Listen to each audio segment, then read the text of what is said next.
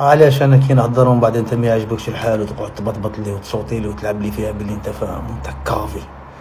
علاش نقول لك ما ديرش السمير، حكم سابعك وقادر روحك ولعب على النيفو تاعك. طريحه 3-0 حباك. علاش؟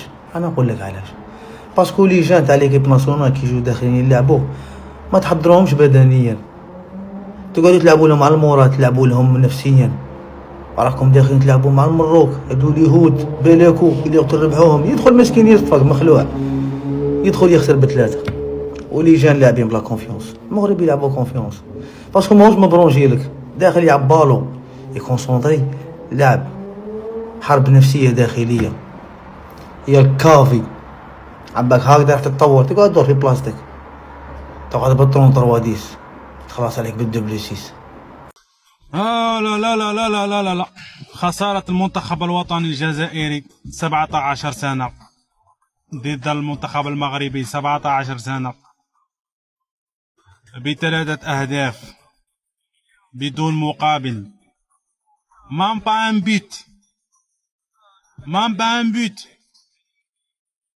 المنتخب الجزائري اليوم غائب تماما عن المباراة،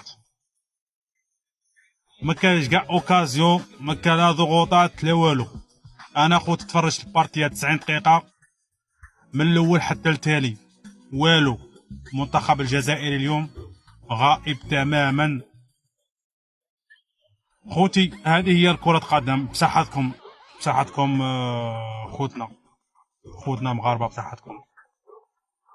وكما قلت لكم الميور كي كان المنتخب المغربي لعب ربح بصحته خوتي. هذه هي الواقع خوتي. المنتخب المغربي لعب ربح بصحته. عندهم هذا النيميرو 17 هذا ابراهيم هذا ما شاء الله والله. بون السلام عليكم. مبروك لمنتخب المغرب يا جماعه، الفوز 3-0 على المنتخب الجزائري اللي كان فاكر نفسه اللي هو هيقدر يكسب المغرب ويعتلي صداره المجموعه.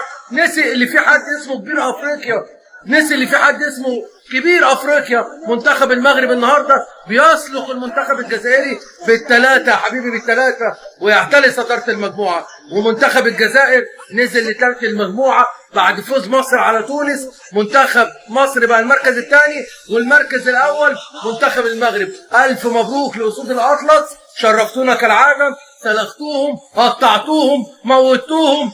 انتوا الابطال، انتوا الاسود، والكبير كبير وكبير افريقيا معروف المغرب. يا ابو ثلاثة يا ابو ثلاثة يا ابو ثلاثة يا ابو ثلاثة، المنتخب المغربي تحت 17 سنة بيفوز ويقصو ويمتع على المنتخب الجزائري 3-0 في بطولة شمال افريقيا المقامة في ليبيا، المؤهلة الى كأس الامم الافريقية اللي تقام في المغرب. المنتخب المغربي النهارده كان اداء اكثر من رائع، اداء اكثر من ممتاز. يعني اتفرجت على اجزاء من المباراة كده، يعني مستقبل المنتخب المغربي في امان لمده 30 سنه. بسم الله ما شاء الله، مش بنحسد المغاربه، عندهم لعيب جديد. ميسي فاكرين ميسي لما كان في برشلونه او بدايه ظهوره، لما كان بشعر نفس الستايل. لاعب تشيلسي ما اعرفش اسمه بصراحه، انا عايزكم تكتبوا اسمه. لاعب جمدان، لاعب خيال، لاعب عالمي، نفس ستايل ميسي، نفس ستايل. يعني بسم الله ما شاء الله. يا ابو ثلاثة يا ابو ثلاثة. لحد هنا وكفايه يا مغاربه. احنا عارفين اللي بيضايقكم بياخد واللي بيستفزكم بياخد. ذنبنا ايه؟ احنا كمصريين بنحبكم ناخد. منتخب تونس في البدايه قاعد يقول ويستفز ويقول انا جامد وانا خد 2-0 عادي. الطبيعي في فروقات شويه في الاعمار السنيه، واخواتنا المغاربه بيحبوا التوانسه والتوانسه بيحبوهم، فالدنيا رايحه ما بينهم، فما فيش مشكله. طبعا منتخب الجزائر انتوا عارفين فاز في اول مباراه في بطوله شمال افريقيا 5-1 على المنتخب الليبي. يسكت؟ لا، يقول لك انا متصدر البطوله، انا حامل كاس افريقيا تحت 17 سنه القادمه، انا كل ده علشان كسب 5-1. نسي انه ما يقابلش المنتخب المغربي حتى الان. قابل منتخب المغرب اعمل ايه؟ اخد على وشه كام؟ 1 لا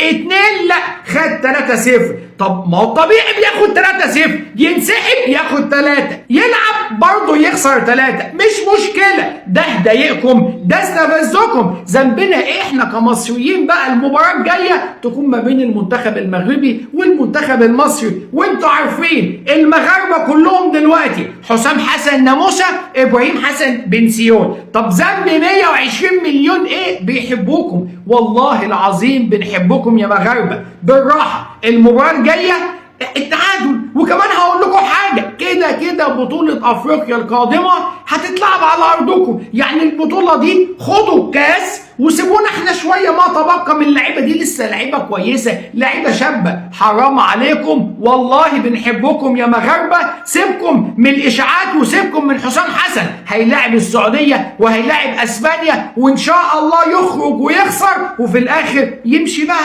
ويجي لنا مدير فني محترم. طبعا المنتخب المغربي بدا لقاءاته في المباراه الاولى مع المنتخب التونسي وفاز بهدفين مقابل لا شيء، والمباراه الثانيه قابل المنتخب الجزائري حامل حمى القوه الضاربه اللي من اول مباراه بيقول لك ايه؟ فوزي لقجع.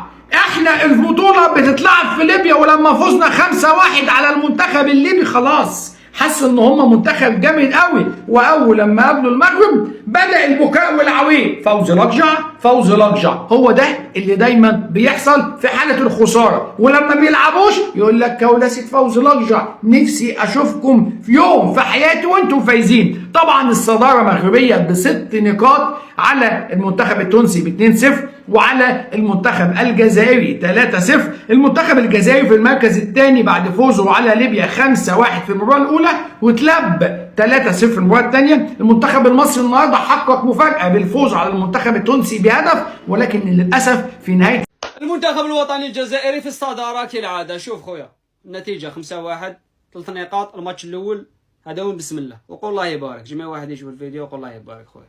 على بالي بلي شفتوا الماتش واني عارف، على بالكم بلي الثلاثي الخطير راهو جاي، غير بشويه، ما تقلقش، غير بشويه. هذه المباراه الاولى، والمباراه الثانيه كيف ما تقلقش على خسارتك، غير ما تقلقش، صدقني ما تقلق. والمباراه الثالثه كيف ما تقلقش. المهم هذا هو الترتيب. شوف معايا هنا شكون عندك.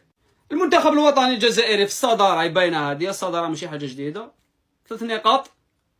المباراة الأولى 5-1 ضد منتخب ليبيا، منتخب ليبيا منتخب محترم، داروا اللي عليهم. هذه كرة القدم ما فيهاش هكا وهاك. المستطيل الأخضر يحكم خويا، تربح تماركي بصحتك، سلام عليكم، ثم تحبس. المرتبة الأولى المنتخب الجزائري، المرتبة الثانية. الإخوان كيف ما شفتوا كانوا دوما التعاليق ديال الجماهير العربية على الفوز ديال المنتخب المغربي ب3-0 على الجزائر. حتى نتوما خليونا الآراء ديالكم في التعليقات، قولوا لنا كيفاش جاكم الأداء ديال المنتخب الوطني المغربي، وما تنساوش لايك وكومونتير واشتراك باش ديما يوصلكم الجديد، وتحياتي لكم.